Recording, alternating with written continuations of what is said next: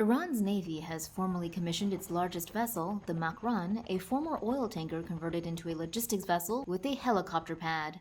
State TV reported the Makran joined a missile drill in the Gulf of Oman on Wednesday, January 13th, according to a report by the Associated Press. The new Iranian vessel is only slightly smaller than the U.S. Navy's Expeditionary Sea bases, which are 764 feet or 233 meters long, and are also derived from oil tanker designs.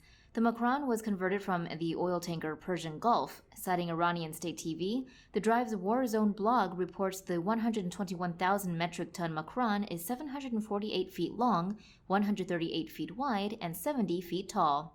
Per the War Zone, Iranian media reports state the Makran will be able to carry 6 or 7 helicopters.